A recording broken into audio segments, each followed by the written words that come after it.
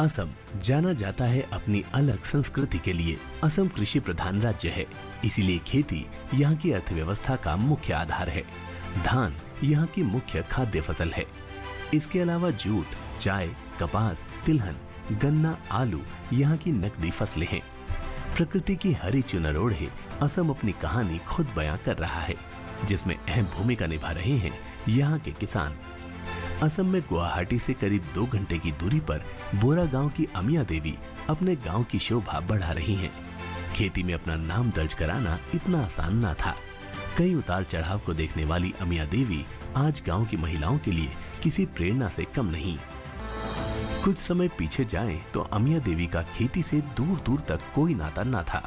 पिता फौज में थे, इसीलिए घर में खेती किसानी वाला माहौल नहीं था। इसके बावजूद उन्होंने खेती से खुद को जोड़ा। अमिया के पास एक छोटी सी जमीन का टुकड़ा था। क्योंकि खेती से इनका कोई नाता ना होने के कारण इनके पिता ने वो जमीन किसी और को आधे में दे रखा था। अमिया की जल्दी शादी और बच्चे हो जाने के कारण जिम्मेदारियां बढ़ती जा रही थी। हालांकि बचपन में उनकी खेल में भी काफी रुचि थी।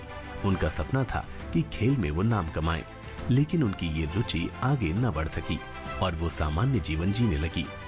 सबसे कठिन वक्त तब आया जब इनके पति की नौकरी पर कुछ गड़बड़ी की वजह से रोक लगा दी गई। इस दौरान पूरा परिवार शहर से गांव में आ गया। परिवार पर भरण पोषण की समस्या आ पड़ी। उम्मीद के सारे रास्ते बंद हो गए थे। तब अमिया देवी ने स्वयं सहायता समूह बनाया। अमिया देवी ने इसके पहले इस तरह का कोई काम नहीं किया था। ये पहला मौका था जब समाज के सारे बंधन तोड़कर वो घर से बाहर निकलकर समूह की महत्वपूर्ण सदस्य बन गई। इसी दौरान उन्हें कृषि विज्ञान केंद्र के बारे में पता चला। वहां से जानकारी लेकर इनके समूह के लोगों ने मूंग की खेती की। पारंपरिक खेती की जगह आधुनिक खेती में किस्मत आजमाई। खेती को बेहतर कर सके इसके लिए प्रशिक्षण लिया और जी तोड़ मेहनत की और सफलता हाथ लगी। इसके बाद धान की खेती की। धान की पैदावार अच्छी हो इसके लिए बीज कृषि विज्ञान केंद्र से लिए। वहीं से नई तरीकों से खेती करना सीखा। अमिया की मेहनत रंग ला रही थी। पैदावार अच्छी होने से आय भी बढ़िया हो रही थी। इनके ये प्रयास गांव की बाकी महिलाओं को भी प्रभावित कर रहे थे। उस समय पहली बार मैं सामाजिक कामों के लिए मैं घर से बाहर आई थी। हमारे संगठन का जो हिसाब रखती थी, उनके बीमार पड़ने के कारण मुझे वो पद मिला। कृषि विज्ञान केंद्र हमारे गांव से इतना नज़दीक है, वो भी नहीं पता था। फिर पहले हम 3 महिलाओं ने मिलकर मूंग की खेती करने के बारे में सोचा। 2017 में पहली बार 17 समूह की लगभग 170 महिलाओं ने मिलकर 50 बीघा जमीन पर मूंग की खेती की थी। तब से काम ज्यादा हो गया। अमिया देवी ने मछली पालन में भी काफी सराहनीय काम किए। बेहतर मुनाफा कमाने के लिए अमिया देवी मल्टी क्रॉप से मुनाफा कमा रही हैं।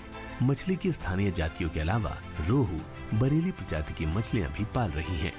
वो बताती हैं कि इसे और बढ़ाने के प्रयास जारी हैं। इस समय अमिया देवी के पास खुद के 2 तालाब और 3 बीघा जमीन है, जिन पर मेहनत का पसीना बहाकर खुशहाली लाने के प्रयास किए जा रहे हैं। अमिया बताती हैं कि कृषि विज्ञान केंद्र ने खेती और मछली पालन दोनों में ही भरपूर सहायता की। यहाँ तक कि मछलियों को बीमारी से बचाने में भी मार्गदर्शन किया।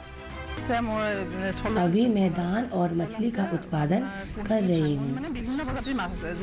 अभी मेरे पास लोकल प्रजाति के अलावा रेहू, बरेली जैसे प्रजाति की मछली भी मौजूद है।